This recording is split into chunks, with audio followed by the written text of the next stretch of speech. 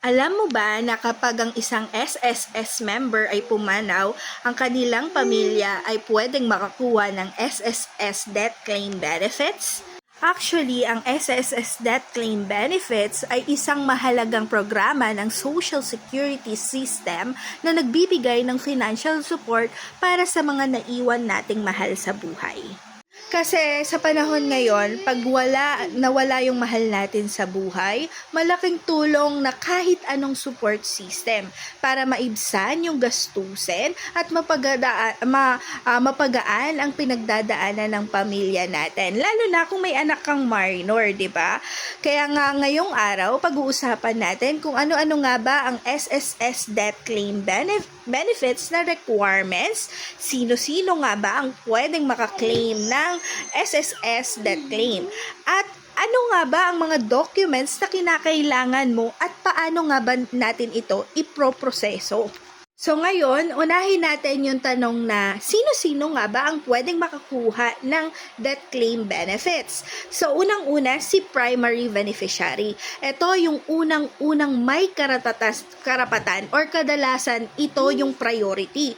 Ito yung mga legal na asawa or spouse ng mismong miyembro ng SSS. Ang kanilang kasama na doon yung kanilang mga minor na anak. So halimbawa, kung may asawa at dalawa kang anak na under 21 years old, sila ang makakakuha ng death claim benefits mo.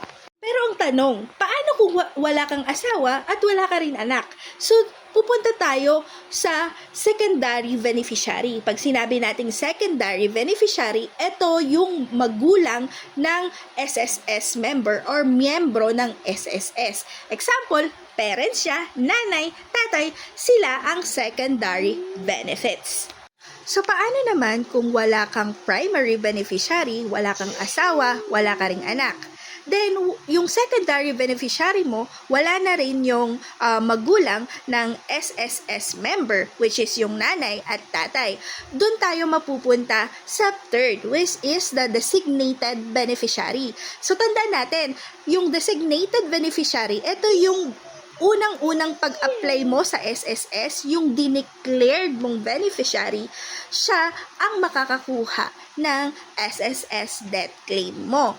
So, kung yung SSS death claim na yun, kung halimbawa, example yung akin, sa case ko kasi, ako is legal age. Kaming magkakapatid, 24, 27, 30s, pwede silang makakuha basta updated ang SSS record mo as designated beneficiary. So, tandaan natin, dapat lagi tayong nag-update ng SSS record natin kung sino nga ba ang designated beneficiary natin. Kasi kung legal age yung anak mo at hindi mo siya nalagay sa designated beneficiary, walang makukuha yung anak mong nasa legal age. Tandaan po natin, lagi tayong mag-update ng records.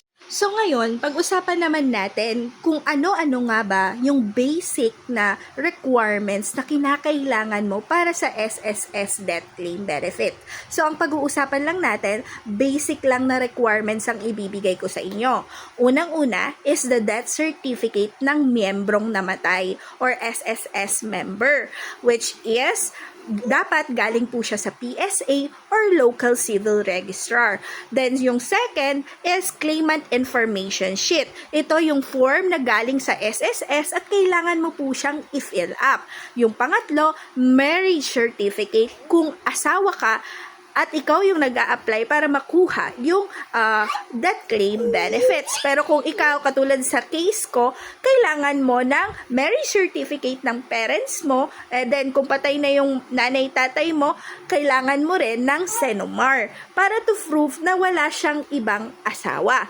Then, sumunod, pang-apat na basic requirements is the birth certificate ng mga anak. So, dapat po PSA po siya, lalo na rin kung minor siya or dependent, kailangan po natin ng birth certificate.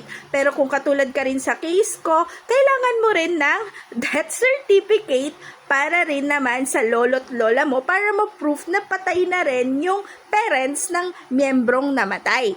So, ang panglimang requirements is the valid government ID. So, dapat po valid government ID, at least 2 or 1. Pero usually, ang hinihingi nila 2 valid IDs, which is government.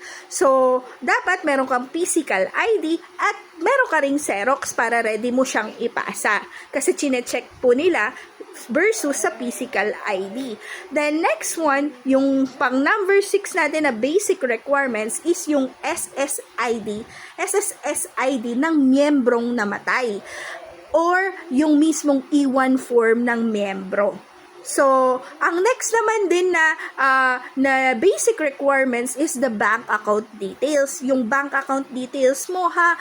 So, ito yung mga disbursement account. Pero dapat, tandaan po natin, dapat naka-enroll na po siya sa SSS online natin, disbursement account po natin. Kasi dun po papasok yung i-release na benepisyo ni SSS ng death claim benefits. So, dapat po verified na siya bago po kayo pumunta sa SSS na apply mo na siya sa mismong SSS online. Pang-8 basic requirements is the affidavit of legal heirs. Ang pag sinabi natin affidavit of legal heirs, kinakailangan nito kung multiple ang claimants or kung para mapatunayan kung sino-sino nga ba ang lehitimong tagapagmana ng benepisyo. So, tandaan natin, kapag kompleto na yung requirements, madali na lang yan. So, kailangan natin kompleto. Tapos, meron din tayong mga additional requirements. Unang-una is the proof of dependency. Kung halimbawa, guardian siya or may minor kang anak. Then, affidavit of death claim benefits kung multiple naman yung claimants. Then, pangatlo, yung special power of attorney kung may representative na mag-aasikaso nito. Then, yung last one is the guardianship paper kung may under minor ka na beneficiaryo. So, kaya very important na mag-inquire muna tayo kay SSS at mag-submit tayo ng mga documents at dapat alam na natin bago tayo pumunta para hindi tayo pabalik-balik. Pero alam nyo ba, may dalawang klase ng death claim benefits. Meron tayong lump sum. Pag sinabi nating lump sum, ito yung one-time payment ng contribution ng miyembro or ito yung pangkalahatan. One-time payment po ito. Then the monthly pension, ito kung qualified ka, tuloy-tuloy monthly benefits may matatanggap ka. Depende po yan ng amount na matatanggap mo. Lalo na kung may minor kang anak. Reminder ko lang din, iba-ibang requirements depende sa status ng member at beneficiary. So, ulitin ko lang, hindi po ako empleyado ni SSS. Nagbibigay lang po ako ng advice or kung ano yung nalalaman ko tungkol sa SSS death claim benefits at funeral claim benefits para makatulong ako sa iba. So, kindly like and follow me for more like this. Sa next video na pag-uusapan natin is about death claim benefits ng pag-ibig. Yun lang, salamat. See you around.